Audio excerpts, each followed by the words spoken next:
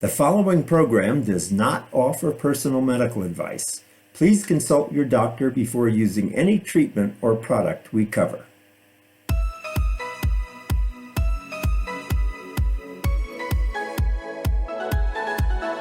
Welcome to Go to Health Media with your host, Jonathan Marks.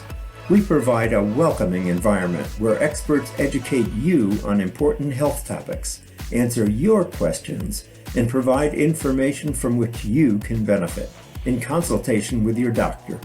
You can visit and subscribe to the show at gotohealthmedia.com. And now, here is Jonathan Marks. Hey everyone, this is Jonathan Marks. Welcome back to another show of Go to Health Media. This show today is about women over 60. The U.S. Surgeon General has warned of an epidemic of loneliness and isolation and a lack of connection that is harming individual and societal health. AARP's latest research echoes that sentiment, revealing that loneliness affects a significant number of people, particularly among women 60 and older, with 1 in 3 grappling with loneliness in their lives. In response, AARP's Ethel Gathering Groups program helps women connect across the country, providing a sense of purpose and connection that is particularly meaningful ahead of winter when older Americans disproportionately report feeling lonely. Led by AARP volunteers, the groups are a vibrant network of closed, moderated Facebook communities hosting local in-person events designed exclusively for older women. AARP Ethel Gathering Groups are named in honor of AARP's founder, Dr. Ethel Percy Andrus. They have amassed a combined 27,000 members since launching in January 2024 and have planned in-person events across 43 states. With us to talk about this today is Shelley Emling. She is Senior Director, Specialized Content at AARP and Executive Editor of The Girlfriend, The Ethel, The Girlfriend Book Club, The Ethel Circle, and The Ethel on the Go. She's also the author of 5 books. Lisa Marcellino is also with us. She thought she was too old to make new friends in her 60s, but then she created the Kentuckiana Ethels, a part of AARP's The Ethel Circle, a closed Facebook group for older women. We saw you having a lot of fun with your group in our video, Lisa. So if you want to learn more about how to join one of these groups, go to aarp.org/ethels. That's ETHELS. So, welcome to the show today. Shelley and Lisa, how are you? We're well. Good, Thank you thank for you. having us. Good. So, let me ask first, where does the name Ethel come from?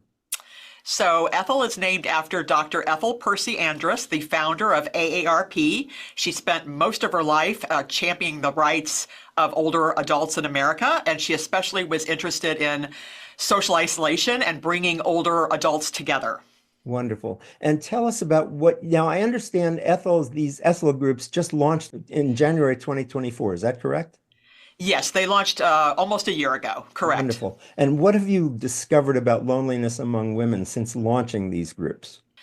Well, we did a lot of research leading up to this that found that 1 in 3 women 60 plus do grapple with loneliness on a regular basis. And what we did to address this is 2 years ago, we launched a nationwide closed Facebook group called the Ethel Circle. And that has about 90,000 women in it all across the country.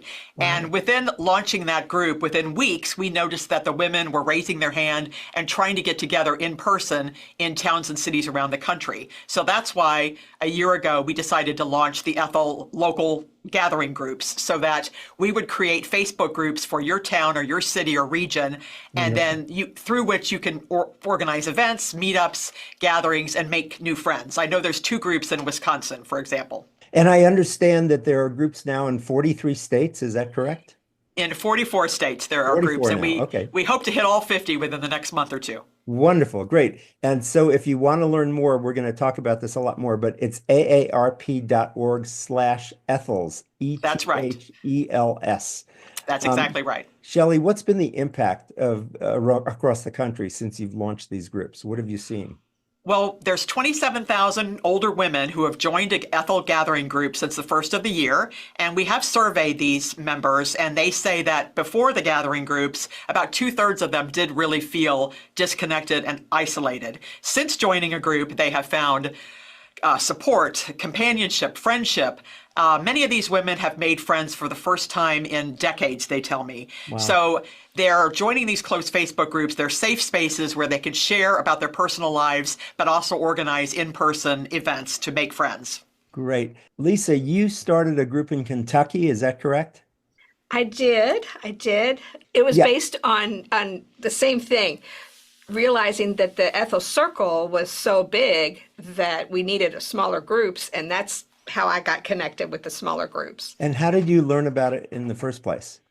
Well, at 60 something, I was divorced after 34 years of marriage. And then at the same time, just about a few months later, I ended up in Louisville being a caregiver for my parents.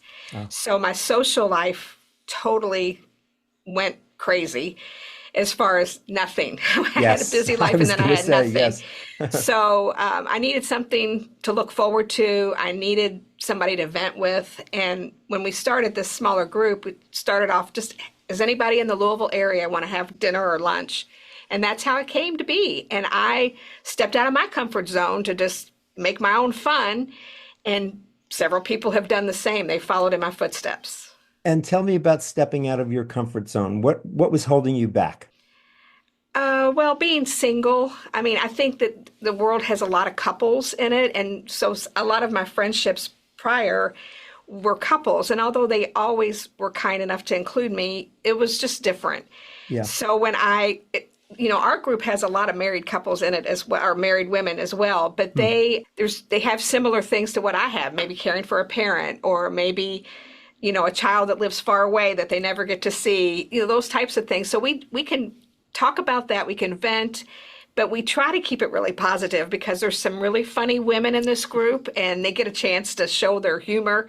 And we just have a good time. It's from the video we showed before, it sure looks like you're having a fabulous time. I was laughing along with you. How has this group impacted your life since you joined it? Well, my time is limited. So when I make a plan to go somewhere or do something, it gives me joy to look forward to it. Like you look forward to a vacation, those are kind of off the table for now. But my time every month with the Ethels, and then a spur of the moment call from one of the girls that might say, hey, I'm going shopping or I'm going down to the festival. Do you want to go? Those types of things have made me feel seen. They've made me feel special, and they all would say that I'm special because I started it, and they give me the joy. They truly do. That's great. That's so good that you started it. Shelley, you're involved in a number of projects. We mentioned in the introduction the Girlfriend, the Ethel, the Girlfriend Book Club, the Ethel Circle, the Ethel on the Go. Tell us about all those groups and how you have time to be involved in any of them. So I'm a big believer in closed Facebook groups because I do think that it is a safe space. It's much different than a public Facebook page. So the first group I launched was the Girlfriend Book Club, which has close to 100,000 members. Wow. And we are all united by a love of reading. And that was very successful. And then 2 years ago, as I mentioned, launched the Ethel Circle for older women and had no idea what would happen when we launched the Ethel Circle, sure. But it was very clear that there was a real need for older women to have a safe space where they could share all the intimate problems and details and joys of their lives. And that led to the Ethel gathering groups. The Ethel on the Go is another closed Facebook group that was launched about a year ago, and it's for older women who like to travel and who are looking for travel buddies. Now, I asked this before, but let me a little bit more detail. What about men? Do men not get lonely? Do we not live long enough? Are there any plans to do programs for men? We do know that loneliness impacts every segment of society. It's not just older women. Yes. I totally get that. It's teenagers, it's young people, it's men, it's everybody. But we're starting with women. And so we wanted to see how the Ethel gathering groups progress. Yes. And they've been very successful. And so down the road, we'll look at other segments of the population. But we're starting with older women. Got it. And Lisa, how often does your group get together or communicate with each other, either on Facebook or in person? How frequent is this? Well, we communicate pretty much daily. There's somebody's good news or somebody's announcement of some activity that they want to do. But the actual events are usually about once a month. And then we have another group starting, a bunco club. So that'll be added into that. So we have 2 or 3 things a month. Great. That's really wonderful to keep people engaged. So when we go to aarp.org/Ethels, what will people see? And if they're interested in getting into an Ethels group, how do they do that? So you can just go to aarp.org/Ethels and you can search on your state and find out if there is a gathering group already in your area. And then you could request to join that closed Facebook group for that town or region. Mm-hmm. And there you go. If there's not a gathering group in your area, you'll find information there on how to start a group in your area. And we can help you do that if there's not a group already in your region. Good. So tell me a little bit more about that support, because maybe it's a little bit scary to start a group. Well, we offer a lot of support to organizers. We offer a lot of training on how to run a closed Facebook group. We have monthly calls with all the official organizers, such as Lisa, who's launched a group in Kentucky. And currently there's groups in 44 states. 27,000 women have joined since last January. Amazing. And we are there for these women every step of the way. If an organizer needs help and something's not working out right, they don't know how to create an event in a closed Facebook group, we have a whole team that can support these women. Right. And Lisa, what's been your experience in terms of support? Well, from the beginning, I had support with Shelley and her team, because I knew about Facebook, but I'm not tech savvy. So all the extra things that go along with a Facebook page, planning the events, and the technical stuff was a great help for me. But I also have had to teach other people in my group that they can do the same thing. So I allow them to plan an event, and then now that I have the technical experience, I'll put it up there for them. But the support is amazing. And, Shelley's even come to visit in Kentucky. So we've had a really good start for our group. So I'm very excited. That's great. And how big is your group in Kentucky? We're 470, something like that. It takes in all of Kentucky, but we have subgroups that we're trying to get started too, because it's kind of far to drive from Western Kentucky to Louisville. Sure. Yeah. That's so great. That's so wonderful. And it's really picking up pretty easily and quickly. I think people, when they understand the concept, are attracted to it. Yes, I think they are too. Yeah. I mean, some groups have almost 1,000 members, and some groups are smaller and just getting started. Some gathering groups have subgroups. They go hiking once a week, or they do a cooking class together every couple weeks, or they do a watercolor class. There's a lot of different subgroups within the larger Ethel gathering group. Got it. In some cases. And Shelley, can you speak a little bit more about the sense of isolation during the winter months? It's colder, it's darker, we're more inside. Can you speak more about that? Yeah, I would say that loneliness, you can really feel it during these winter months. I live in New York State, and it's certainly cold and dreary, and nobody wants to go for a walk. And so you do feel more isolated during the winter months. We found during Thanksgiving that a lot of the women in the Ethel circle were saying, hey, I'm spending the holiday alone. Is anybody else spending the holiday alone? And then they would get together and have a Friendsgiving. And I've noticed the same thing happening during the month of December. People are reaching out to each other because they know that during the holiday period, it's not fun for everybody, the holidays. It's also a time to be wistful and sad and, remembering loved ones that you've lost. And so that's why these groups are so important. Good. Thank you so much for being with us today. I'm so glad to know about these groups and to help you get the word out. We've been talking with Shelley Emling and Lisa Marcellino. They're active in the AARP.org Ethels groups, and you can learn more about them at aarp.org/Ethels. This has been Jonathan Marks with Go to Health Media. Thanks so much for being with us today. And if you like this video, subscribe to our channel. You can do it on our website, on YouTube, also on podcast networks as well. And remember, as we say at the end of every show, go to health. Take care, everybody. Have a good day. Thank you. Thank you, Jonathan. Bye-bye.